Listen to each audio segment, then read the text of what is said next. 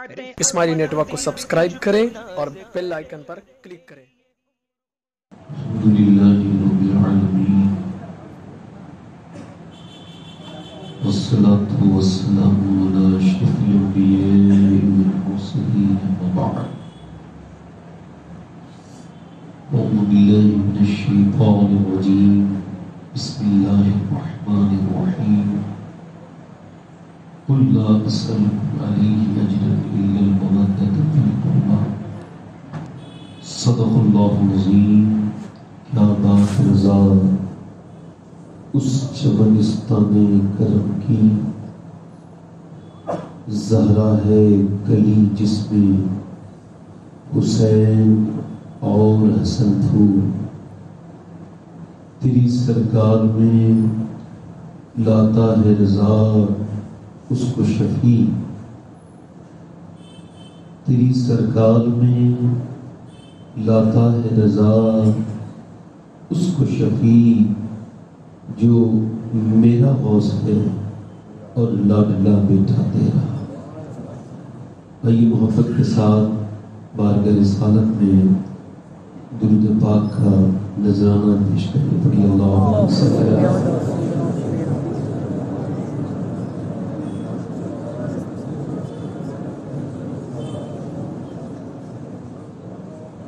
بعد حمد و درود لائق تعظیم و تکریم میرے امامی کی زینت و رونق، ممبر شریف پر جلوہ فرما معزز علماء، سامعین، السلام علیکم ورحمۃ اللہ تعالی وبرکاتہ۔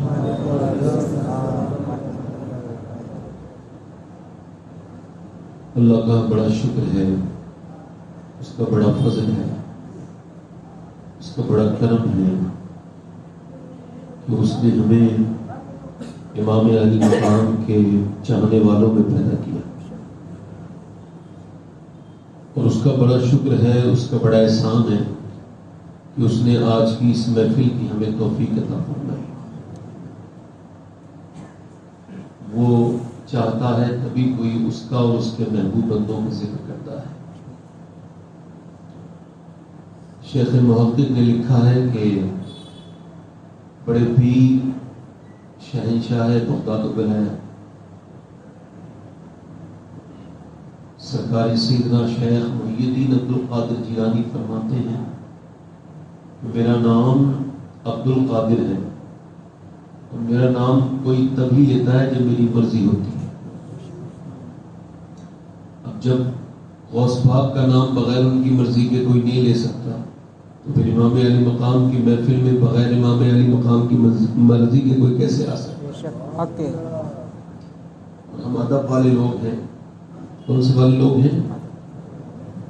ہاں، ایک بزرگ گزرے ہیں بایزید بستامی، بڑے بزرگ ہیں، ان کے بارے میں غریب نواز نے لکھا ہے کہ جب ہم لوگ خوف خدا سے روتے ہیں تو آنسو نکلتے ہیں، مگر جب بایزید روتے تھے تو خون نکلنے لگتا تھا۔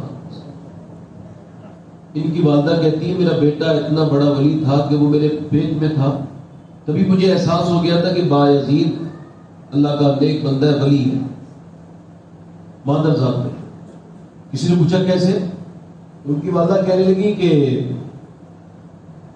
جب وہ میرے پیٹ میں تھا اور میں جب کوئی کھانا کھانے کے لیے ہاتھ آگے بڑھاتی تھی اور لقمہ مشکوک ہوتا تھا، شک ہوتا تھا حلال ہے یا حرام ہے، تو میرا بیٹا میرے پیٹ کے اندر ٹکرے مارنے لگتا، اندر وہ ٹکرے مارنے لگتا تھا، تو میں احساس کر گئی کہ یہ اللہ کا ولی ہے۔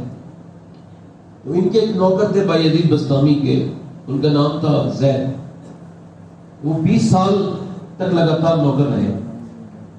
تو آپ ان سے روز پوچھتے تھے بھائی آپ کا نام کیا ہے؟ وہ کہتے تھے میرا نام زید ہے۔ دوسرے دن بھی پوچھتے تھے، صبح کو ناشتے میں روز پوچھتے تھے تمہارا نام کیا ہے؟ وہ کہتے تھے حضور میرا نام زید ہے۔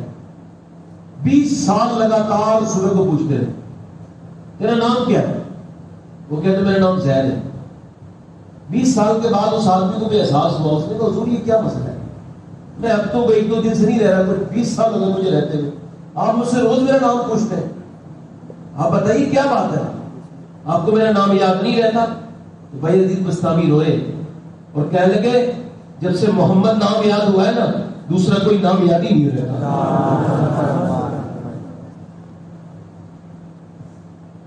اللہ ہمیں جو ہے نا ادب والا بنائے۔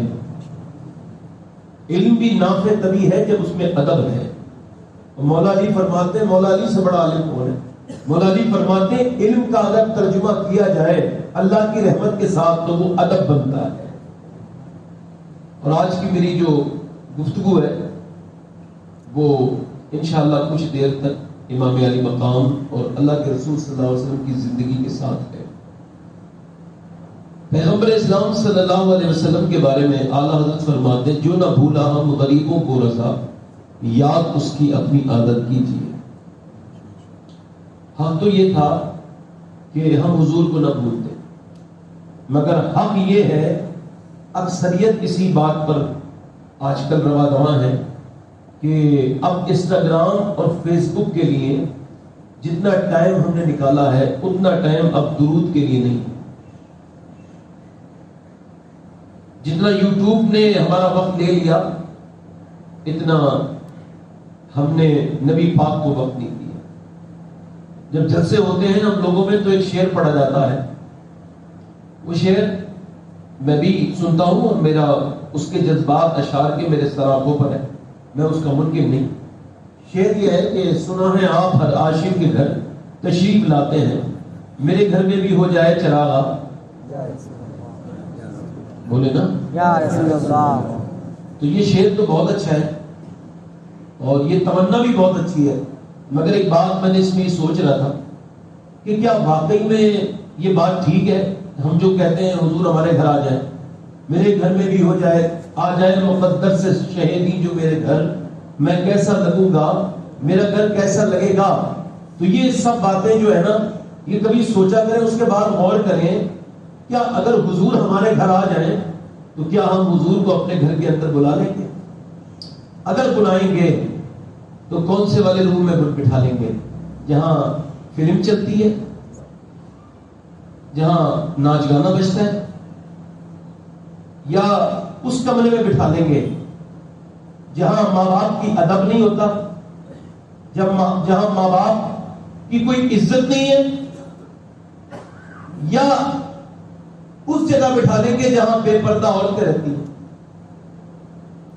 حضور آ رہے ہیں نا، تو بتائیں نا، میں اپنی بات کرتا ہوں، اگر کسی دن حضور کرم فرما دیں میرے گھر آ جائیں تو حضور اگر دروازے پہ تشریف فرما ہو اور کہیں مجھے اندر لے کے چلو، میں حضور سے ہاتھ جوڑ کے عرض کروں گا یا رسول اللہ میرا گھر اس لائق نہیں رہ گئے ہمارے گھر کہ آپ اب تشریف لائیں۔ یہ تو ہمارے محض جذبات ہیں، ورنہ ہمیں دعا مانگنے کی ضرورت ہی نہیں پڑتی۔ ہم جو اتنی التجائیں کرتے ہیں، مولا علی فرماتے ہیں میں نے اپنی آنکھ سے کبھی اپنی شرمگاہ نہیں دیکھی۔ تو کسی نے پوچھا کوئی شرمگاہ دیکھنا ناجائز تو نہیں؟ آپ نے کیوں نہیں دیکھتی؟ تو فرمانے لگے جن آنکھوں سے میں حضور کو دیکھتا تھا مجھے شرم آتی تھی۔ میں یہی تو کہہ رہا ہوں کہ ہمیں ضرورت ہی نہیں پڑے گی، پہلے دل میں ہمارے حضور ہو، ہمارے گھر میں شریعت مصطفیٰ والا معاملہ ہو، تو پھر ہمیں ضرورت نہیں پڑے گی۔ ہم تو بھی ویسے ہی کہیں گے جیسے بریلی کے تاجدار نے کہا تھا کہ تو زندہ ہے واللہ، تو زندہ ہے واللہ، میرے چشم عالم سے چھپ جانے والا۔ بلانے کی ضرورت نہیں پڑے گی، خود آ جائیں گے۔ یہ امام علی مقام کی محفل ہے اور آج عاشورہ ہے۔ عاشورے کے بارے میں بڑی بحث ہوتی ہے، کچھ لوگ کہتے ہیں رونا نہیں چاہیے، غم نہیں منانا چاہیے، اور کچھ لوگ کہتے ہیں نہیں منانا چاہیے۔ تو واصف علی واصف سے پوچھا گیا کہ کیا محرم میں رونا جائز ہے؟ تو انہوں نے کہا بھائی رونا تو حرام ہے، مگر رونا اگر آ جائے تو یہ ایمان ہے۔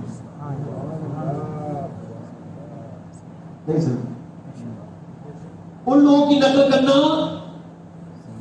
جو راضی ہے کسی بھی معنی میں، ان کی نقل نہیں ہونی چاہیے، مگر اگر حسین کی محبت میں آنسو آ رہے ہیں تو پھر اسے ایمان کہا گیا، کیونکہ حضور نے فرمایا زبان کا غم شیطان کی طرف سے ہے اور دل کا غم اللہ کی طرف سے ہے۔ اچھا ایک زمانے بیت گئے یہ اہل بیت کی محبت کم نہیں ہو پا رہی، ہزاروں معاملات بنے. اس کی وجہ کیا ہے؟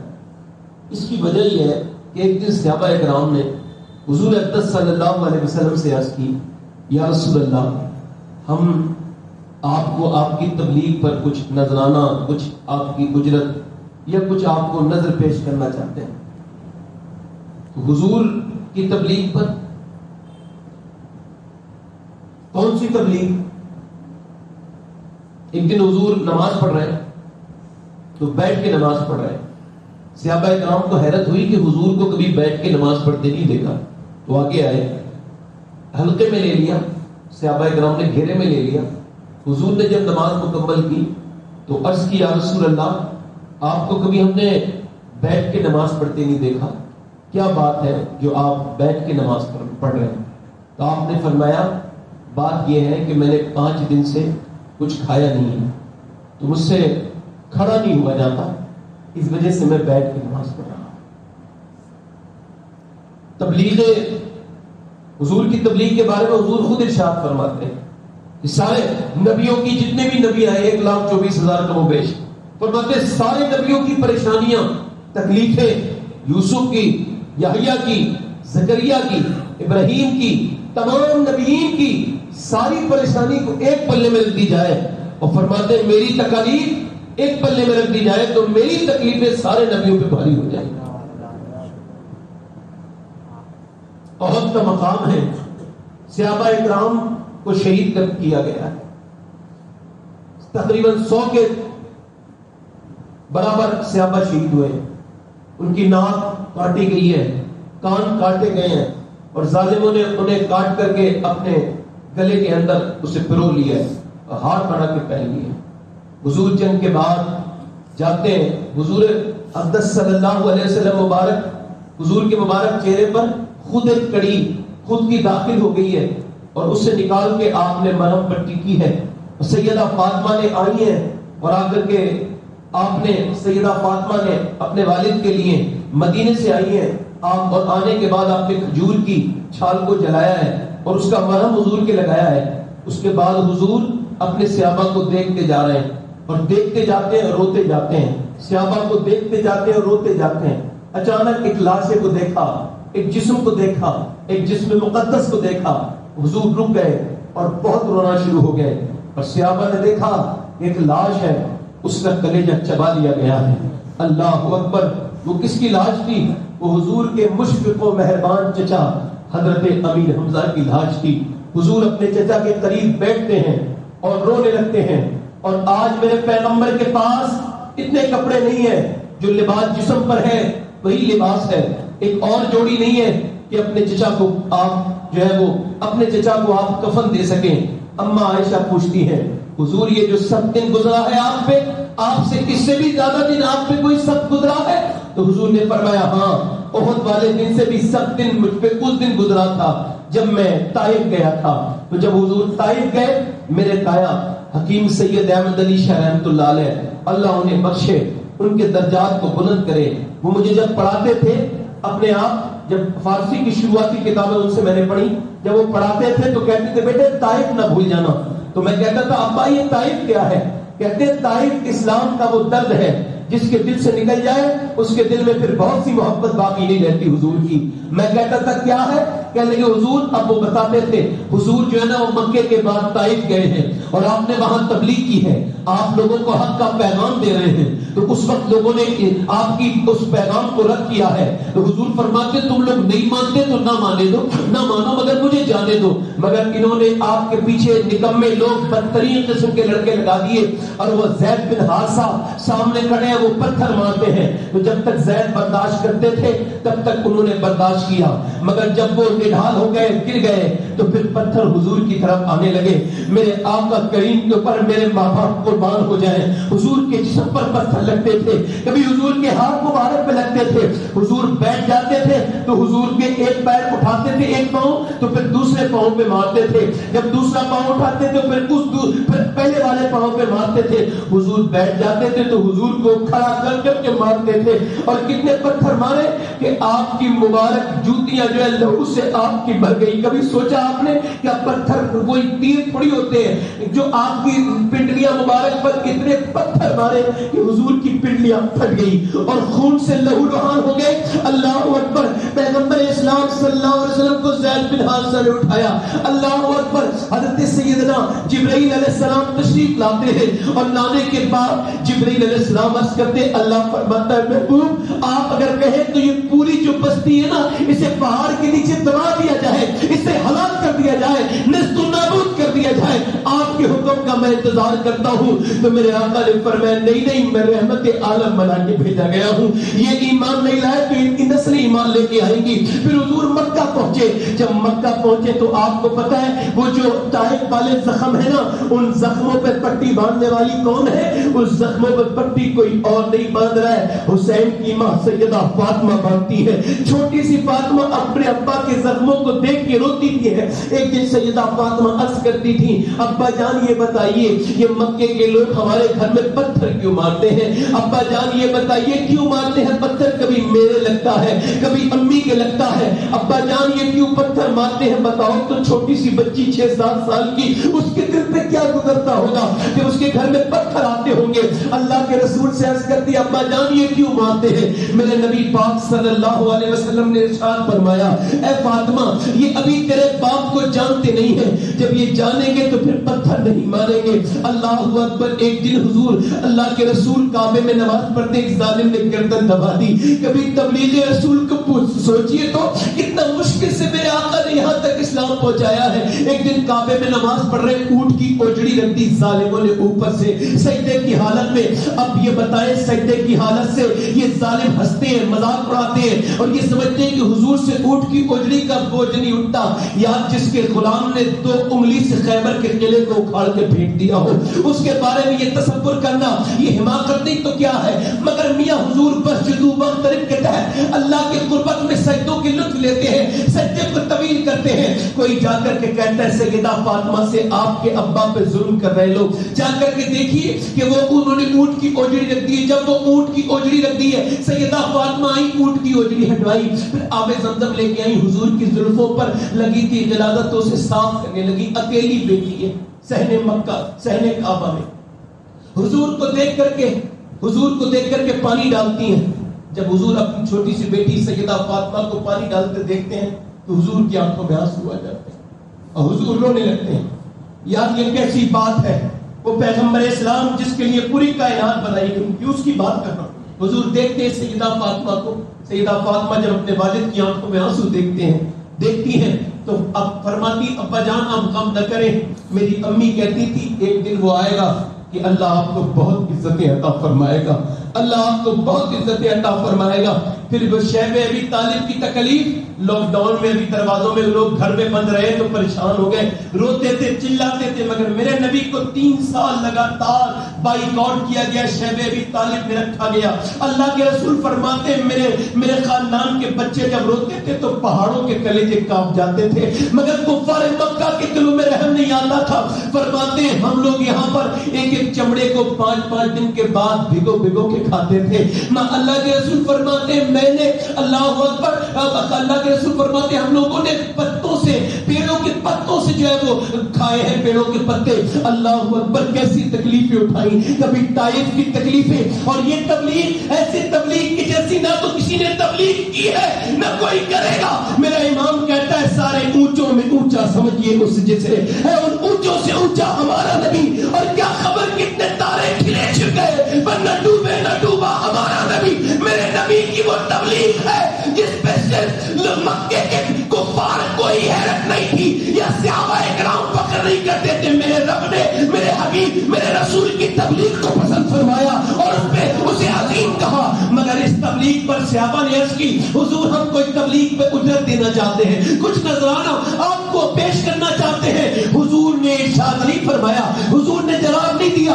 اللہ نے جبرائیل کو بھیجا, کہا محبوب کہو قل لا اسألکم علیہ اجرا الا المودۃ فی القربى, اے محبوب یقین سے کہہ دو کہ مجھے اپنی تبلیغ پر تم سے کوئی اجرت نہیں چاہیے سوائے اس کے کہ تم حسن اور حسین اور علی اور فاطمہ کو اپنے دل میں بسا لو. میرا امام کہتا ہے کیا بات رضا اس جمع دامن کرم کی زہرا ہے کلی جس میں حسین اور حسن پھول میں اللہ اکبر بیگم شوافی کہتے ہیں بیگم یہی تو پانچ ہے مقصود کائنات خیر النساء حسین حسن مصطفیٰ علی سبحان اللہ یا اکبر یا رسول اللہ. حضور کی تبلیغ کا بدلہ کیا ہے؟ حسین سے محبت. بولو تو صحیح. کس سے محبت؟ حسین سے محبت. اب بتاؤ جو بات حضور بتائے اسے سب سے زیادہ کون سمجھے گا؟ صحابہ. یہ جو اہل بیت کی شان ہے ہمیں صحابہ نہیں بتائیے. حضرت سیدنا ابو بکر صدیق نماز پڑھائی ہے عصر کی. اگر کوئی بڑا امام ہو نا بڑی مسجد کا تو تھوڑا چلنے میں اس کے بھی کبھی کبھی جو ہے نا لگتا ہے کوئی بڑا آدمی جا رہا ہے نا, تھوڑا سا کبھی کبھی لوگوں کو علم کا تکبر ہو جاتا ہے, کبھی کبھی لوگوں کو عہدے کا تکبر ہو جاتا ہے. کوئی ایم ایل اے صاحب ہو تو پھر وہ ایسے چلتے ہیں, ان کے بڑے فخر کے ساتھ چلتے ہیں, اترا کے چلتے ہیں, حالانکہ قبر میں جانا ہے. مگر حضرت ابوبکر صدیق جب چلتے تھے رات میں تو جوتی اتار لیتے تھے. حضرت عمر فرماتے تھے آپ رات کو جوتی چلتے تو جوتے کیوں اتار کے چلتے ہیں, دن میں جوتے پہن کے چلتے ہیں؟ فرماتے ہیں بات یہ کہ میں نہیں چاہتا کہ میرے پیروں کی آواز سے کسی مسلمان کی نیند خراب ہو, تو میں اس وجہ سے ننگے پاؤں چلتا ہوں. حضرت ابوبکر نکل کے جا رہے ہیں تو امام حسن کھیل رہے ہیں. کون کھیل رہے ہیں؟ اب حضرت ابوبکر نے انہیں اٹھایا اور اٹھانے کے بعد چوما اور پھر اپنے کاندھوں میں بٹھا کے فرمایا تجھ پہ میرا باپ قربان ہو جائے حسن, تو میرے نبی کی تصویر ہے. بولو تو بخاری شریف زور سے بولو دل لگا کے بولو. اور حضرت عمر فاروق اعظم رات کے وقت میں حضرت علی فرماتے ہیں عمر میرے پاس آتے تھے, کبھی کبھی ان کی آنکھوں میں آنسو ہوتے تھے, مجھ سے کہتے تھے یار علی جلدی سے حضور کی تصویر دکھاؤ. تو حضور کی کوئی تصویر تو نہیں تھی نا, تو پھر کیا فرماتے وہ کہتے تھے علی میرا دل چاہتا ہے حضور کی تصویر دیکھنے کو, جلدی سے تصویر دکھاؤ. فرماتے میں حسن اور حسین کو بلاتا تھا تو اب عمر انہیں چومتے تھے اور فرماتے تھے میں نے اب حضور کی تصویر دیکھ لی ہے. حضرت فرماتے ہیں معدوم نہ تھا شاہ ثقلین, اس نور کی جلوہ گاہ تھی ذات حسنین, اور تمثیل نے اس نور کے دو حصے کر دیے, آدھے سے بنے حسن آدھے سے حسین. آدھے سے بنے حسن آدھے سے حسین. صحابہ کرام سے زیادہ کوئی محبت کر سکتا ہے؟ حضرت عمر نے 200 درہم باندھے بدری صحابہ کے اور پرانے صحابہ کی وظیفہ 200 درہم, اور امام حسن حسین کو 1000 درہم. ان کے حضرت عمر کے بیٹے نے اعتراض کیا حضور آپ حسن حسین کو اتنا کیوں دیتے ہیں, یہ تو بدر میں تھے بھی نہیں, آپ نے انہیں اتنا وظیفہ کیوں دیا؟ فرمایا سن ان کی برابری بات میں کرنا, پہلے میری بات سن. یہ جو حسن حسین ہے نا ان کی ماں فاطمہ ہے, ان کا نانا محمد مصطفیٰ ہے اور ان کا بابا علی ہے. میں انہیں اس وجہ سے نہیں دے رہا کہ سب کو دے رہا ہوں, یہ مرتبہ اس وجہ سے دے رہا ہوں کہ انہیں حضور نے آگے بڑھایا. حضور منبر سے اتر کے اپنے نوازوں کو پکڑ لیتے تھے, ہے نا. حضور فرماتے تھے حسین مجھ سے ہے میں حسین سے ہوں. جس نے ان سے محبت کی. اچھا میری کربلا کی جنگ ہوئی کیوں, کیا وجہ تھی؟ وجہ یہ تھی کہ یزید فاسق تھا, شراب پیتا تھا. امام حسین نے اسے اپنی آنکھوں سے شراب پیتے دیکھا, اپنی آنکھوں سے. کیونکہ ہم نے بہت لمبی گفتگو نہیں کرنی ہے تو تھوڑی دیر تو بیان کرنی ہے. دل لگ رہا آپ لوگوں کا نہیں لگ رہا؟ میں عرض کر رہا تھا کہ یزید کو شراب پیتے دیکھا. حضرت ابی معاویہ کے زمانے میں وہ حج کرنے آیا تھا, حج کے بعد جب مدینے آیا تو اسے حضرت امام حسین نے اپنی آنکھوں سے شراب پیتے دیکھا. وہ شرابی تھا. حضرت ابی معاویہ کے وصال کے بعد اس کی نظر میں سب سے زیادہ جو کھٹکتا تھا وہ امام حسین. اسے پتا تھا اگر امام حسین میری بیعت کر لیں یا عبداللہ بن زبیر میری بیعت کر لیں, یہ جو بڑے بڑے شہزادے یہ میری بیعت کر لیں تو مسئلہ حل ہو جائے گا. امام حسین نے منع کر دیا, مدینے کو چھوڑ دیا. مدینے کو بچانے کے لیے مدینہ چھوڑ دیا. کربلا کیا ہے, حسین کیا ہے, کربلا 2 لفظوں میں سنو تو یہ ہے، میرے نبی کی زندگی اسلام پھیلانے کے لیے تھی اور حسین کی زندگی اسلام بچانے کے لیے۔ حضور نے پوری زندگی اسلام کو آگے بڑھایا، اور جب بچانے کی بات آئی تو امام حسین نے بچا لیا۔ اب دیکھیں توجہ، امام علی مقام نے مکہ چھوڑا۔ اچھا، مکہ کون سے دن چھوڑ رہے ہیں؟ جب لوگ احرام باندھ رہے ہیں اور مینا کو جا رہے ہیں۔ کہ امام حسین حج سے محبت نہیں کرتے تھے؟ حج نہیں کرتے تھے؟ امام حسن اور حسین دونوں بھائیوں نے 25 حج پیدل کیے، مدینے سے پیدل۔ اور امام حسین جب احرام باندھتے تھے نا، اور جب لوگ کہتے تھے میقات سے کہ آپ تلبیہ پڑھیے، اب پڑھیے آپ جو ہے وہ لبیک، تو آپ کہتے تھے آپ لوگ پڑھو میں افتتاح کر دوں گا۔ کہا کیوں؟ تو آپ فرماتے تھے اگر میں نے کہا لبیک اور ادھر سے اللہ، میں نے کہا اللہ حاضر ہوں، میں نے کہا لبیک، ادھر سے آواز آ گئی میں تیری حاضری قبول نہیں کرتا، لا لبیک، تو پھر کیا ہوگا؟ ایک بار امام علی مقام نے کعبے کو دیکھ کر کے کہا، جب کعبہ دیکھا لبیک پڑھتے ہوئے جا رہے تھے، جب کعبے کو دیکھا تو آپ بے ہوش ہو کے گر گئے۔ آج لوگ دیکھیں نہیں، حج بند ہو گیا نہیں، 2 سال سے کہاں ہوا ہے ہندوستان کے لوگ؟ کیوں جائیں گے بھائی؟ حج میں جا کے سیلفیاں لیتے ہیں، تصویریں بناتے ہیں۔ امام حسن بصری کہتے ہیں میں نے رات کے وقت میں امام حسن کو کہتے ہیں روتے دیکھا، اللہ اکبر، کہتے ہیں میں نے ایسے روتے دیکھا، میں قریب گیا تو وہ روتے تھے، میں تو کون رو رہا ہے؟ میں کہتے چلو سے سمجھاؤں جا کر کہ اللہ بڑا کریم ہے، اتنے درد سے کیوں روتے ہو؟ کیا روتے تھے معلوم ہے؟ یا اللہ پروردگار عالم میری خطاؤں کو معاف کر دے ورنہ قیامت کے دن مجھے اندھا اٹھا۔ وہ کہتے تھے، وہ الفاظ یہ تھے کہ میرے مالک میرا قیامت کے دن حساب نہ لینا، میں کوئی حساب کے لائق تھوڑی ہوں، تو اور رضا سے حساب لینا، رضا بھی کوئی حساب میں ہے۔ کہتے میں نے سمجھاؤں تو کون ہے؟ جا کے دیکھا تو پھر امام حسن تھے۔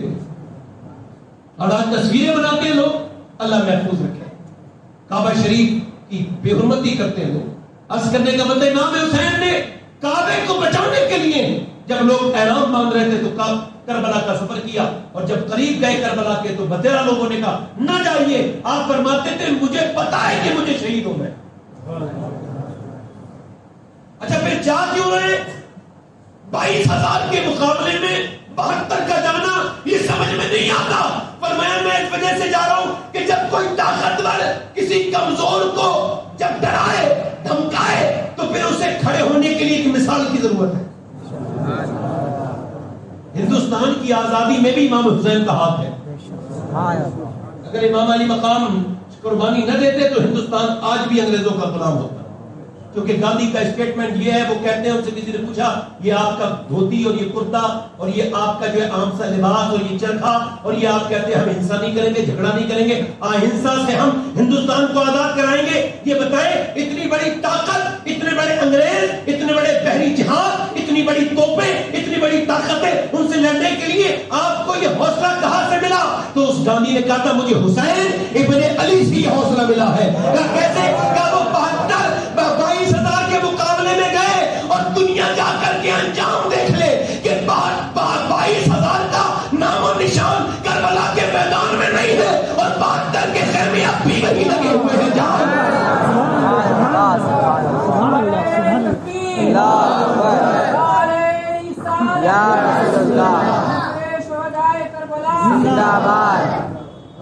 امام حسین سبحان اللہ جب پہنچے آگے تو 1,000 تقریباً فوجیوں نے روک لیا، کہنے لگے اب آپ ہماری قید میں، وہاں کیا تھا ہم نے بار بار سنے ہوئے مگر یہ سن لیجیے، 1,000 قیدیوں نے فوجیوں نے روک لیا، آپ ہماری قید میں، توجہ فرمائیں، آپ نے فرمایا وہ ٹھیک ہے چلو میں تمہاری قید میں ہوں، مگر یہ بتاؤ نماز کا وقت ہے، نماز پڑھو گے کہ نہیں پڑھو گے؟ سبحان اللہ سبحان اللہ۔ کہنے لگے حضور نماز تو پڑھ لیں گے، ہمارے پاس پانی نہیں ہے۔ فرمایا سارا پانی قافلے والوں سے کہا ان فوجیوں کو دے دو، اب 1,000 لوگ وضو کریں گے تو کچھ پانی خرچ ہوگا کہ نہیں ہوگا؟ اور انہوں نے نماز پڑھی۔ اگر امام حسین اس دن پانی نہ دیتے تو کربلا میں پیاسے نہ ہوتے، سکینہ پیاسی نہ ہوتی، علی اکبر پیاسے نہ ہوتے، سیدہ زینب پیاسی نہ ہوتی، مگر یہاں پانی دے دیا۔ مطلب کیا ہے؟ مطلب یہ ہے حسین کو یہ تو گوارا ہے کہ میرے بچے پیاسے شہید ہو کوئی امتی نماز چھوڑ دے. یہ گوارا نہیں، یہ گوارا نہیں ہے امام حسین. کربلا میں امام حسین گئے، حاجی کا دن تھا. کیسا دن تھا وہ؟ بابا فرید نے بیان کیا. نظام الدین اولیاء فرماتے ہیں، بابا فرید کہتے ہیں کسی نے خواب میں دیکھا کہ کربلا کی زمین پر کوئی خاتون جھاڑو لگا رہی ہے. تو اللہ فرماتے ہیں کہ انہوں نے پوچھا کہ آپ کون ہیں اور یہاں کربلا میں جھاڑو کیوں لگا رہی ہے؟ تو کہنے لگے میرا بیٹا، میرا نام فاطمہ ہے اور یہ وہ جگہ ہے جہاں میرا حسین شہید ہو کے گرے گا. تو یہاں کی جو کنکریاں ہیں میں ہٹا رہی ہوں، میرے بیٹے کو وہ چک نہ جائیں، اسے صفا کر رہی ہوں. امام علی مقام کربلا کے میدان میں، بس اس پیغام کو یہاں سے لے کے جائیے اور اپنے دلوں کی تختیوں پہ لکھ لیجئے اس کربلا کے پیغام کو. امام علی مقام اپنے بچوں کی لاشیں اٹھا چکے ہیں. امام علی مقام علی اصغر کی شہادت دیکھ چکے ہیں. امام علی مقام کے سامنے آپ کا بھتیجے، آپ کے بھائی، آپ کے بیٹے سارے شہید ہو چکے ہیں. جب یہ شور مچ رہا تھا جنگ، تو ادھر سے پڑوس سے ایک عورت گزر کے جا رہی تھی اپنے بیٹے کے ساتھ. تو اس نے کہا یہ کیسا شور مچ رہا ہے؟ بیٹے نے کہا کہیں دور مچ رہا ہے. کہا دیکھ کے آؤ کیسا شور ہے. گیا بیٹا آگے رونے لگا، کہنے لگا ماں ظلم ہو گیا. کہا کیا ہوا؟ کربلا میں مدینے کے میرے آقا کریم کے گھر والوں کو شہید کر رہے لوگ اور حسین کے خلاف جنگ ہو رہی ہے اور حسین بھوکے اور پیاسے ہیں. اب کوئی اور ہوتا تو وہ یہ کہہ دیتا چل تو جوان بیٹا ہے، تیری ابھی شادی ہوئی ہے، تجھے کیا ضرورت ہے رکنے کی، چلو ہمارا راستہ لمبا ہے. ماں نے اپنے بیٹے کا ہاتھ پکڑ کے کہا کہ بیٹے آج میں تجھ سے اپنے دودھ کا بدلہ لینا چاہتی ہوں. کہا بولو اماں کیا حکم ہے؟ کہا بیٹے جن پر درود پڑتا ہے نا یہ وہی ہستیاں. سبحان اللہ سبحان اللہ. اب ایسا کر جا کے قربان ہو جا. بیٹے نے کہا ٹھیک ہے. جوان بیٹا گیا. ماں نے کہا میرے بیٹے کو قبول کیجیے. امام علی مقام نے پہلے منع کیا مگر اس نے جب اصرار کیا تو آپ نے سر پہ ہاتھ رکھ دیا. اس کے بعد ماں نے کہا بیٹے جا، بیٹا جنگ لڑ رہا ہے. ماں نے جھولی پھیلا کے دعا مانگی، اے میرے مالک میری اس پوری زندگی کی کمائی کو، میرا شوہر تو ہے نہیں، میرا بیٹا اپنی بارگاہ میں قبول کر لے. جب بیٹے نے ماں نے دعا مانگی، اتفاق یہ کہ بیٹے کی گردن کٹی تو ماں کی گود میں آگے گری، ماں کی جھولی میں آگے گری. جب گردن کٹ کے جھولی میں گری تو ماں روئی نہیں، ماں نے اٹھائی اس کھوپڑی کو اور اپنے بیٹے کی اس گردن کو اس ماں نے کربلا میں پھینکا. اور پھینکنے کے بعد کا جو چیز ہم اللہ کی راہ میں دے دیتے ہیں پھر دوسری مرتبہ اسے واپس نہیں لیتے. یہ کہہ کر کے ماں نے دعا مانگی، اے اللہ قیامت کے دن فاطمۃ الزہرا کی کلیزوں میں مجھے بھی اٹھا لینا. اللہ اکبر. امام علی مقام کربلا کے میدان میں گئے ہیں اور کوئی یہ نہ سمجھے کہ انہیں کسی نے اپنی طاقت سے شہید کر دیا، طاقت سے شہید کر دیا. یہ طاقت کی بات نہیں تھی، یہ تقدیر کی بات تھی، امتحان کی بات تھی. امام جب کربلا چھوڑنے لگے، توجہ، جب کربلا چھوڑنے لگے تو ارشاد فرمایا زینب میں جا رہا ہوں، میری بہن میرے بعد رونا چیخنا چلانا نہیں. اچھا یہ بتائیں ایئرپورٹ پہ جب کوئی بدیش جاتا ہے، کوئی عرب جاتا ہے تو میں نے لکھنؤ میں دیکھا تھا ایک بار ایک عورت بہت رو رہی تھی. میں نے پوچھا کیوں رو رہی ہو؟ کہنے لگی میرا بھائی عرب چلا گیا. میں کہا بات تو صحیح ہے تمہاری. میں کہتا ہوں یار یہ تو عام بہن کی بات ہے، اس بہن کو ذرا سلام کرو کہ جس کا بھائی شہید ہونے کے لیے میدان میں جا رہا ہے اور وہ اپنے بھائی کو روک نہیں رہی ہے بلکہ دعا کر رہی ہے، اے اللہ میرے بھائی کی شہادت کو اپنی بارگاہ میں قبول کر لینا. امام نے فرمایا زینب رونا نہیں، بس آرام سے دھیان سے سنیں، رونا نہیں، چیخنا نہیں، چلانا نہیں. اور اس کے بعد آپ نے اپنی بیٹی سیدہ سکینہ کے سر پہ ہاتھ رکھا، چھوٹی سی بچی کو چھوڑ کے گئے، حضور کا امامہ سر پہ باندھا، علی کی تلوار ہاتھ میں لی اور امام علی مقام جس کی شکل کو اللہ نے حضور کی طرح بنایا. اچھا امام جس کے آدھے دھڑ کو اللہ نے حضور کی طرح بنایا.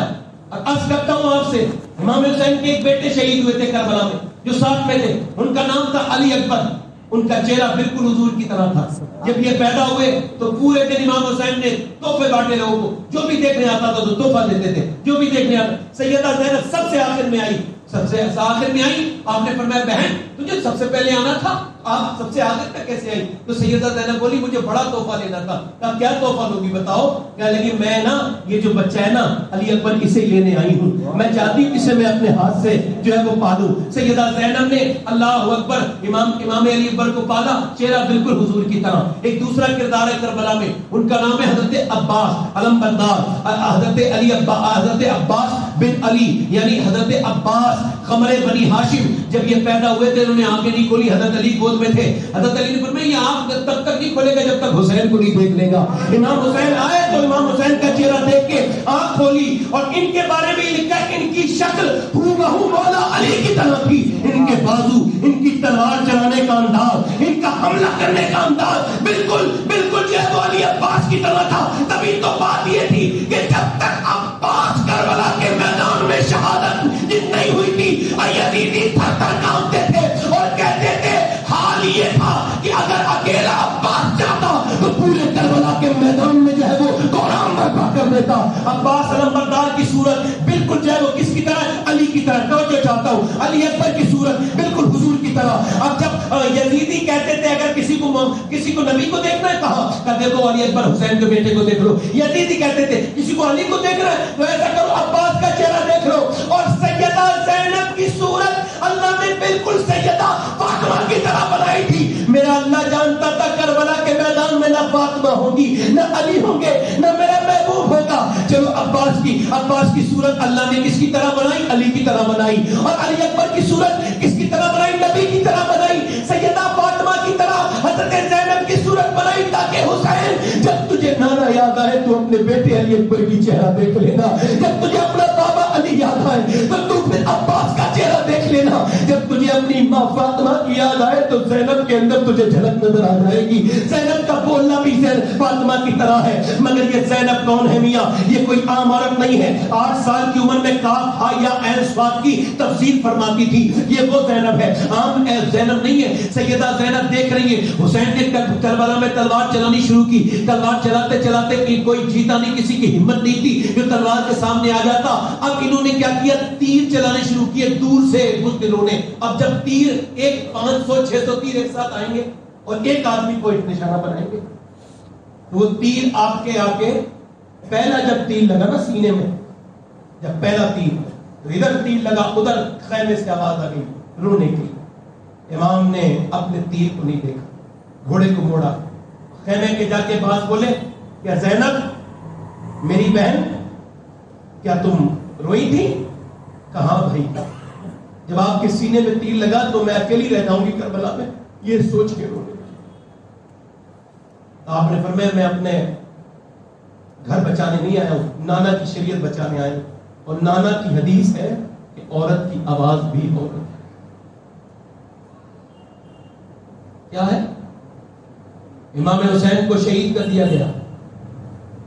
آپ جب بالکل نڈال ہو گئے, زخمی زخم ہو گئے, جب آپ کی مبارک گردن کو کاٹا گیا, اس سے پہلے آپ کربلا میں سر رکھ کے کہتے تھے مولا میرا بیٹا شہید ہو گیا مگر میں تجھ سے راضی ہوں, میرا بھائی عباس شہید ہوا میں تجھ سے راضی ہوں, میرا علی اکبر شہید ہو گیا میں تجھ سے راضی ہوں, بس میرے مالک تو بتا دے تو بھی حسین سے راضی ہے کہ نہیں.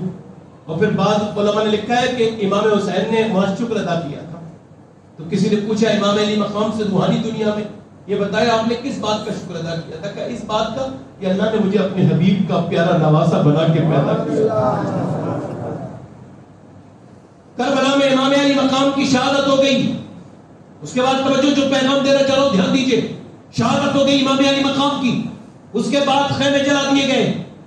خیمے جلانے کے بعد سیدہ زینب کو اور گھر والوں کو ساروں کو ننگے اونٹ پر بٹھا دیا گیا. اور بٹھانے کے بعد امام زین العابدین کہتے ہیں میری پھوپھی کی کبھی نماز تہجد بھی قضا نہیں ہوئی. کسی نے پوچھا کیا کربلا میں بھی نہیں ہوئی؟ کہتے کربلا کی بات تو چھوڑو, جب وہ اونٹنی پہ بیٹھی تھی تب اگر رات وقت ہو جاتا تھا اور اونٹنی نہیں روکتے تھے یزیدی فوجی تو اونٹ کے اوپر ہی پڑ لیتے تھے. مگر امام حسین کی شہادت کے بعد سیدہ زینب کی چادر پہ ایک ظالم نے ہاتھ ڈالا اور کہا یہ اب تک پردے میں ہے. اس نے ہاتھ ڈالا, بتاؤ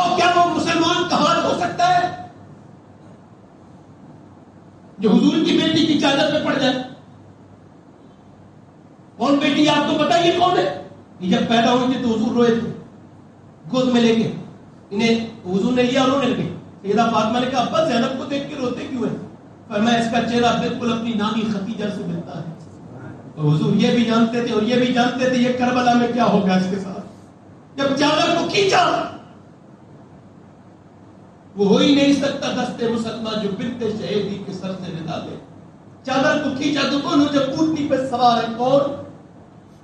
جس کے گھر سے بڑا کسی کا گھر نہیں. معلوم ہے جب سیدہ زینب جاتی تھی نا حضور کے روزے پہ حاضری کرنے تو امام علی کہتے تھے حسن حسین دونوں جاؤ اپنی بہن کے پیروں کے نشان مٹاتے ہوئے جانا. میں نہیں چاہتا کہ میری زینب بیٹی کے کوئی پیروں کا نشان بھی دیکھے. مگر آج علی کو کتنی تکلیف ہوئی ہوگی جب ایک ظالم نے علی کی بیٹی کے سر سے دوپٹہ کھینچا. جیسے ہی دوپٹہ کھینچا سیدہ زینب نے بالوں سے اپنے چہرے کو جو ہے وہ کور کر لیا, چہرہ ڈھک لیا اور پھر مدینے کی طرف آواز دے کے بولی نانا میرے دونوں بیٹوں کے ٹکڑے بن کے آئے کربلا کے میدان سے مگر میں نہیں روئی. میرا پردہ سلامت تھا. میرے بھائی عباس کے بازو کٹے میرا پردہ سلامت تھا.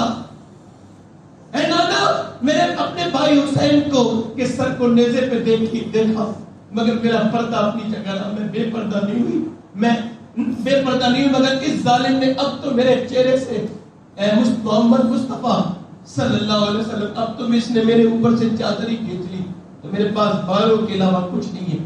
ایک بار حضور کے سامنے نا ایک عورت بے پردہ آ گئی, وہ اپنے بچے کو ڈھونڈنے کی وجہ سے حضور نے فرمایا میری چادر اس کے سر پہ ڈھک دو. تو سلمان فارسی نے کہا حضور کو مسلمان کی بیٹی نہیں کافر کی بیٹی ہے. آپ نے فرمایا کافر کی بیٹی سے تو کیا ہوا, ہے تو کسی کی بیٹی, تو اس کا سر ڈھک دے. قیامت کے دن میرا رب تیرے گناہوں کو ڈھک دے گا, تیری برائیوں کو ڈھک دے گا. سیدہ زینب 6 سال کی عمر میں قرآن پڑھ رہی تھی مدینے میں. سیدہ فاطمہ نے دیکھا سر سے دوپٹہ ڈھلک گیا. سیدہ فاطمہ نے سر پہ دوپٹہ رکھ دیا. دوپٹہ جب رکھا تو سیدہ زینب نے کہا امی آپ نے میرے سر پہ دوپٹہ کیوں رکھا؟ تو آپ نے فرمایا زینب جو سر پہ دوپٹہ نہیں رکھتا نا لڑکی نہیں رکھتی اس سے نانا ناراض ہو جاتا ہے. نانا اور ناراض دو لفظ الگ الگ سیدہ زینب کے دل پہ لگ گئے. سیدہ زینب رونے لگی. سیدہ فاطمہ نے کہا زینب روتی کیوں ہے, اب تو تیرا سر ڈھک گیا نا, نہیں چپی. اور روئی. سیدہ فاطمہ نے پکڑا سینے سے لگایا. وہ زینب چپ جا میری لاڈلی, اب کیوں روتی ہے؟ کہنے لگی امی جان نانا سے کہہ دینا اس بار مجھے معاف کر دیں, اگلی بار زینب اپنی گردن تو کٹائے گی مگر اپنے سر پہ دوپٹہ نہیں لگائے. کربلا شراب کے خلاف ہے, کربلا زنا کے خلاف ہے, کربلا اور بے پردگی کے خلاف ہے, کربلا. کربلا اس وجہ سے نہیں ہے کہ ہم شربت بنائیں یہ بنائیں, نہیں یہ بھی اچھے کام ہے شربت بنانا بھی, مگر کربلا اس وجہ سے ہے کہ اگر سینے میں تیر بھی لگا ہو تو بہن کی اگر آواز نہیں بے پردہ ہو تو پلٹ کے چلا جائے, یہ کربلا. اور اب کہو کسی سے اپنی بہن کو, آپ کو پتا ہے ہم اپنی عورتوں کو لڑکیوں کو اکثر پردہ نہیں کرا پا رہے مسلمان, اور انہیں پتا نہیں پا رہے اس وجہ سے وہ بہک رہی ہیں. ایک رپورٹ کے مطابق, صحیح رپورٹ کے مطابق بتا رہا ہوں, 2014 سے لے کے اب تک تقریباً 40,000 مسلمان لڑکیاں مرتد ہو چکی ہیں, اسلام چھوڑ چکی ہیں. خالی بمبئی سے 1.5 سال کے اندر 700 لڑکیاں اسلام چھوڑ کے غیر مسلموں کے گھروں میں. ہمیں کیوں کوئی تکلیف ہوگی؟ مجھے تو تکلیف, میرے گھر کی بیٹی تھوڑی گئی ہے, مگر یہ سوچوں گا نا کہ حضور کی کلمہ پڑھنے والی گئی ہے تو تکلیف ہوگی. ہم پھر سب فیشن میں لگ گئے, ہماری بچیاں بے پردہ. افسوس تو تب ہوتا ہے جب شادی میں کسی کی جاؤ تو جب پوتی بے پردہ ہو اور دادا پہ کوئی فرق نہیں پڑتا. افسوس تو تب ہوتا ہے جب باپ کے سامنے بہن بے پردہ ہو. افسوس تو تب ہوتا ہے جب بھائی کے سامنے بہن کی جسم پہ چست کپڑے ہیں معاذ اللہ اور بہت زیادہ فٹنگ والے کپڑے ہیں اور بھائی کو شرم نہیں آتی, وہ کسی دوسرے کی بہن کو دیکھتا ہوتا ہے اور اس کی بہن کو کوئی دوسرا دیکھتا.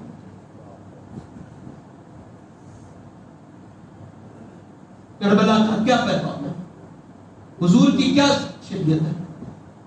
جب سیریا کے اندر بم پھٹا تو کئی سو لوگ مرے, تو اس میں سے کچھ عورتیں بچ گئیں, کوئی 17-18 عورتیں, 20 عورتیں یا 70 عورتیں نکل کے جا رہی تھی, سب دوپٹے میں تھی, پردے میں تھی, کسی کا پھٹے ہوئے برقعے تھے, اس پہ گرد جمی ہوئی تھی برقعوں میں. انگریز دیکھ رہے ہیں, ایک عورت کے ہاتھ میں بچہ نہیں تھا, بچے کا ٹکڑا تھا, وہ اپنے بچے کے ٹکڑے کو گود میں لگائے, وہ نکل کے جا رہی تھی. تو انگریزوں نے دیکھا تو ٹونٹ کسنے لگے, کہنے لگے دیکھو تو مسلمان عورتوں کو, ان کا باپ مر گیا, بھائی مر گیا, شوہر مار دیا ہم نے, مگر ان کا پردہ ختم نہیں ہوا. تو مسلمان ایک عورت پلٹی اور اس نے انگلش میں بڑے سخت الفاظ میں کہا, او انگریز کتے سن, امریکی کتے, بات یہ میرا باپ مر گیا, میرا شوہر مر گیا, میرا بھائی مر گیا, مگر میرا نبی جو دین لایا تھا وہ ابھی زندہ ہے. میں بغداد کی اس بیٹی کو بھولنا بھی چاہوں تو بھول نہیں پاؤں گا. جب اس کا فوٹو کھینچ رہا تھا کوئی, تو اس نے کہا میرا فوٹو نہ کھینچو. کہا کیوں؟ کہا تم فوٹو کھینچو گے اور جب تم فوٹو کھینچو گے تو یہ چھپے گا اور دنیا دیکھے گی, اور میں اصل میں میرا باپ اور میری ماں اور میرے بھائی مر گئے, میں بچی ہوں کسی صورت سے, میرے زخم کئی ہیں, مگر اگر تم فوٹو کھینچو گے دنیا دیکھے گی, اور میں مجبوری میں باہر آئی ہوں, دنیا دیکھے گی تو کیا کہے گی, میرا فوٹو نہ کھینچو. کہے گی دنیا کہ شیخ عبد القادر جیلانی کی غریب کی لڑکی بے پردہ بغداد کی گلیوں میں گھومتی ہے, اس وجہ سے تم میرا فوٹو نہ کھینچو. محبتیں حضور کے ساتھ تھی. پہلے بچیوں کو لوگ غوث پاک کی محبت سکھاتے تھے, حضور کی محبت سکھاتے تھے. آج کہو اگر اپنی بچیوں کو پردہ کراؤ تو کہتے ہیں ہمیں اپنی بیٹی پہ بھروسہ ہے, ٹرسٹ ہے, یقین ہے. جنید بغدادی نے کسی سے کہا تھا ظالم کیا بکواس کرتا ہے, یقین ہے, یہ بتا تیری بیٹی زیادہ بھروسے کے لائق ہے یا حضور کی بیٹی زیادہ بھروسے کے لائق ہے؟ اپنی بیٹیوں کے بارے میں غور کرو. اور آخری باتیں میں کر رہا ہوں نوجوانوں سے, دیکھو حسینیت کیا ہے؟ زنا سے دور رہنا, شراب سے دور رہنا. یزید کیا کرتا تھا؟ گندی عورتوں کو دیکھتا, ڈانس دیکھتا, اور اس نے جو ہے نا وہ شراب کو وہ حلال کہتا تھا معاذ اللہ, اور وہ بہن بیٹی سے شادی کرنے کو جائز کہتا تھا معاذ اللہ. تو حسینیت کیا ہے؟ حسینیت یہ ہے کہ جان دے دو مگر ان تمام باتوں کے اوپر سمجھوتا. مگر آج نوجوان کے موبائل کو دیکھو, راتوں کو موبائل دیکھتا ہے اور موبائل دیکھتے دیکھتے سو جاتا ہے.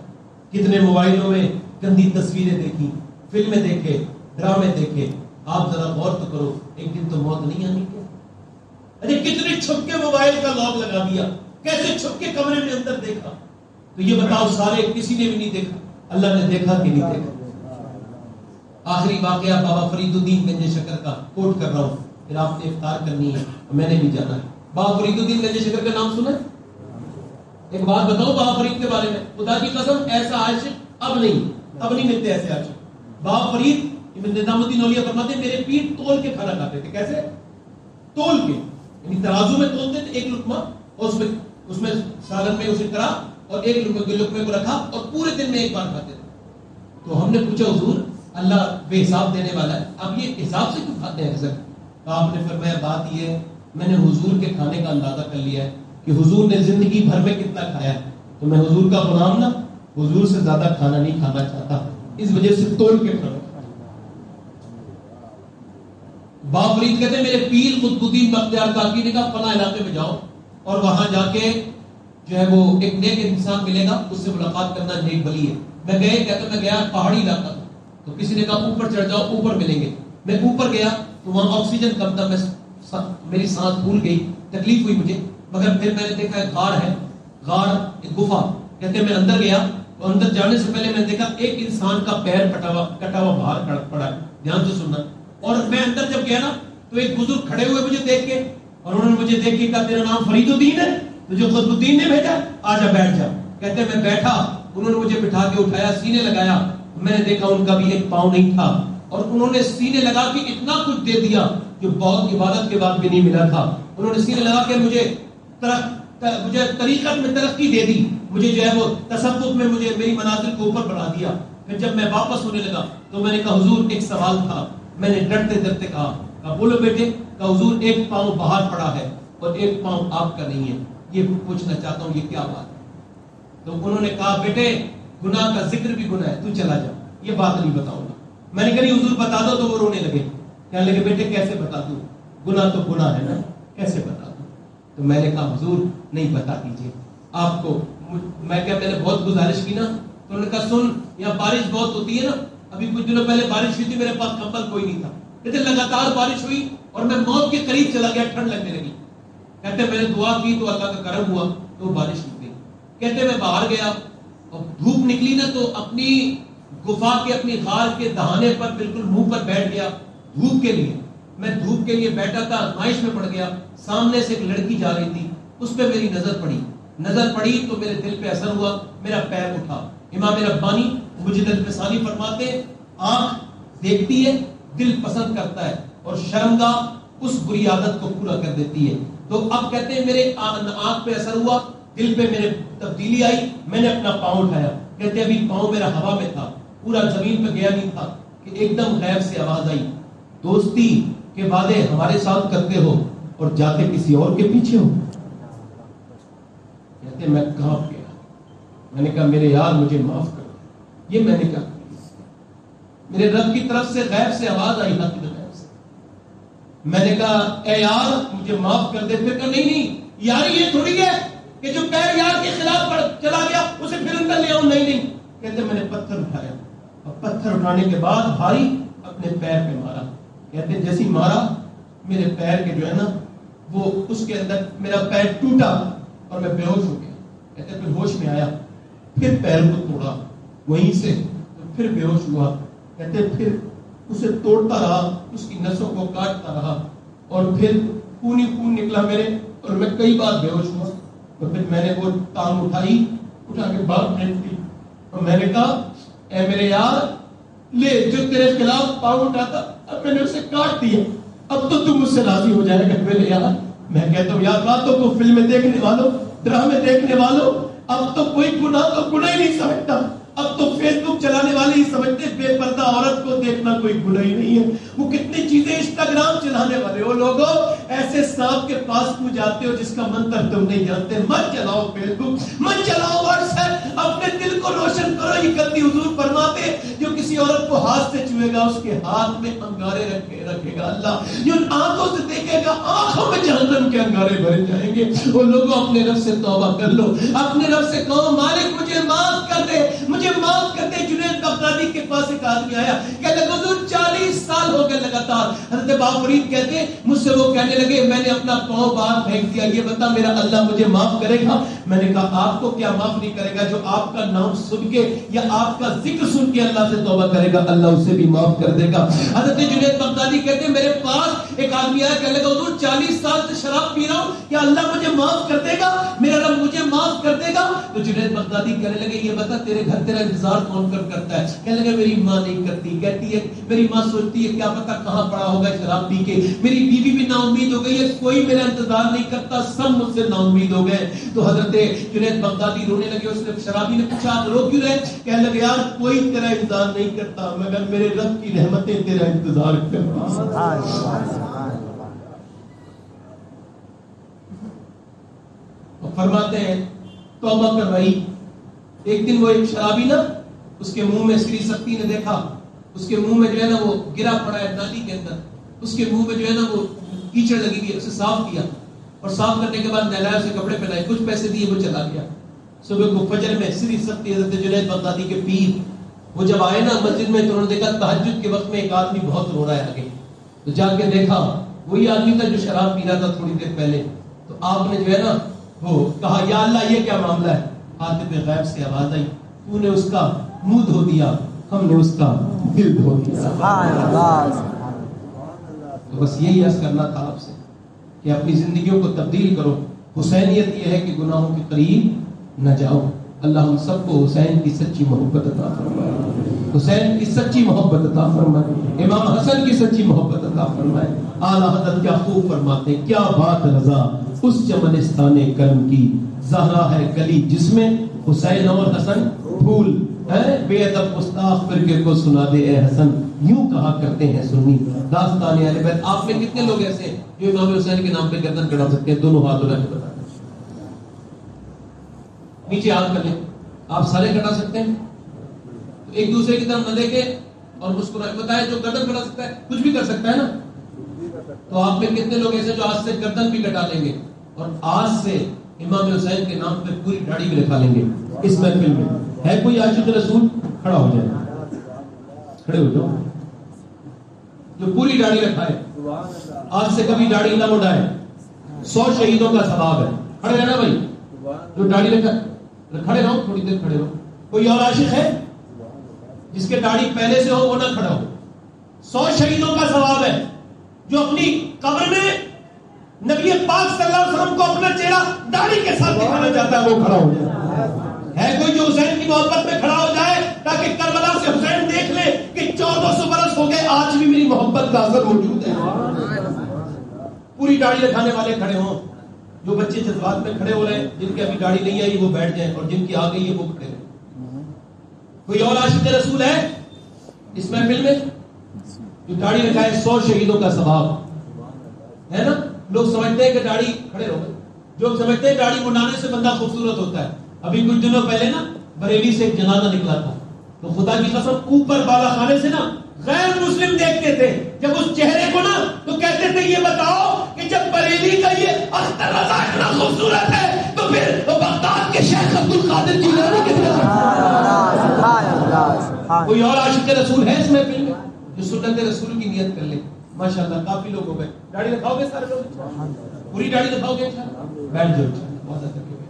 کتنے لوگ ایسے ہیں جو آج سے نماز کی انشاءاللہ کوشش 5 وقتہ کی کریں گے؟ جو پڑھتے ہوں گے وہ تو پڑھتے ہی ہیں انشاءاللہ. کہو انشاءاللہ. اپنی بہن بیٹی کو پردے کے لیے کہیں گے, ٹوکیں گے, اور ٹوکنا فرض ہے. کیا ہے؟ فرض ہے بے پردگی پر ٹوکنا. ہر اس آدمی کو جو اپنے گھر کا ذمہ دار ہے تو ٹوکیں گے انشاءاللہ. انشاءاللہ اللہ تبارک و تعالی ہمیں دنیا میں بھی امام حسین کا صدقہ عطا فرمائے. خواجہ قمر الدین سیالوی شیخ الاسلام وہ بانٹتے تھے شربت, تو شربت بانٹتے تھے ہر سال. ان کے ایک بار یہ عاشورہ کے دن شربت بانٹ رہے تھے, تو ان کے باپ ابا خواجہ قمر الدین ضیاء الدین سیالوی وہ آئے, آ کر کے بولے یار ذرا اپنے ہاتھ چومنے تھے. کہنے لگے ابا آج تک تو میں نے آپ کے ہاتھ چومے, آج آپ کو کہہ رہے ہیں آپ کے ہاتھ میرے ہاتھ چومے. کہتا ہاتھ چومے تھے ذرا, کہتے میرے ہاتھ چومے. اور کہنے لگے یار بات یہ کہ میں سوتا تھا نا دوپہر کا کھانا کھا کے, تو میں نے دیکھا کہ ایک بزرگ ہے خوبصورت, اور وہ گھوڑے پہ آئے ہیں, اور پھر نیچے اتر کے تیرے ہاتھ سے گلاس لیا ہے اور انہوں نے پیا ہے, اور پینے کے بعد میں نے ان سے پوچھا آپ کون ہیں, تو کہا مجھے پہچانتا نہیں, میرا نام حسین ابن علی ہے. سبحان اللہ, سبحان اللہ. اور تیرے بیٹے کا شربت بڑے ہی پیارا ہے, مجھے پسند آیا. اللہ تعالیٰ حسین کی محبت میں زندہ رکھے, قیامت کے دن بھی حسین کے غلاموں میں اٹھائے, ہماری خطاؤں کو معاف فرمائے. آپ نے میری تقریر سنی, آپ کا بہت شکریہ. وما علینا الا البلاغ, قل لا اسألکم علیہ اجرا الا المودۃ فی القربى. السلام علیکم ورحمۃ اللہ وبرکاتہ. سلام علیکہ یا رسول, سلام علیکہ یا حبیب, سلام علیکہ, صلوات اللہ علیکہ, طلع البدر علینا من ثنیات الوداع, وجب شکر علینا ما دعا للہ داعی. یا نبی سلام علیکہ, یا رسول سلام علیکہ, یا حبیب سلام علیکہ, صلوات مصطفیٰ کے واسطے یا رسول اللہ کے رحم کیجیے, خدا کے واسطے مشکلیں حل کر شہ مشکل کشا کے واسطے, کربلا رت شہید کربلا کے واسطے, قادری کر قادری رب قادریوں میں اٹھا قدر عبد القادر قدرت نما کے واسطے. اے اللہ شہیدان کربلا کے صدقہ خیر ہماری اس محفل کو قبول فرما لے. یا اللہ اپنے فضل و کرم سے اپنے پیارے حبیب کے صدقے سے جتنے بیمار ہیں ساروں کو شفا عطا فرما. جنہوں نے اس محفل کا انعقاد کیا انہیں دنیا و آخرت میں اس کا بہترین اجر عطا فرما. یا اللہ ہم نے جو بیمار انہیں شفا عطا فرما, جو اسپتالوں میں تڑپ رہے ہیں تو شفا دینے والا ہے, تیرا نام شافی ہے, تو ہی شفا دیتا ہے. یا اللہ اپنے فضل سے امام علی مقام کے صدقے سے سارے لوگوں کو شفا عطا. یا اللہ جو بے گھر گھر عطا فرما, جو بچیاں بغیر نکاحوں کے ان کے غیب سے رشتوں کے انتظام فرما, سب کو مدینہ شریف کا ظاہر بنا, بار بار مدینہ شریف کی حاضری عطا فرما, بار بار کعبہ شریف کے طواف کی توفیق عطا فرما. بار بار غوث العظم کے روضے مبارکہ کی اور سرکار امام علی مقام کے روضے کی زیارت عطا فرما. یا اللہ ہمیں نمازی بنا دے. یا اللہ پروردگار عالم ہمیں حضور اقدس صلی اللہ علیہ وسلم کی سچی محبت عطا فرما. جتنے علماء کرام یہاں تشریف فرمائے سب کی عمر میں علوم میں برکت عطا فرما. یہاں جتنے حاضرین ہیں اہل بنگلور جتنے بھی مسلمان دنیا سے جا چکے قبروں میں ان کی مغفرت فرما دے. اے مولا تو بڑے ہی کریم ہے. میری تقریر کچھ نہیں ہے, میں تو مالک بڑا گنہگار انسان ہوں, مگر تو بڑا ہی کرم کرنے والا ہے. یا اللہ جو باتیں میں نے کہی ہیں ان پہ عمل کی توفیق عطا فرما. سب سے پہلے مجھے عطا فرما, اس کے بعد سارے لوگوں کو عطا فرما دے. یا اللہ یہاں کوئی نیک بندہ اگر تیرا کوئی ہو تو اس کے صدقے سے پروردگار ہماری دعاؤں کو قبول فرما لے. جب تک دنیا میں رہے دین پر رہے, اسلام پر رہے, مذہب اہل سنت مسلک اعلیٰ حضرت پر ہیں, دنیا سے جائیں تو ہم مسلمان کے لب پہ جاری فرما کر میں طیبہ لا الہ الا اللہ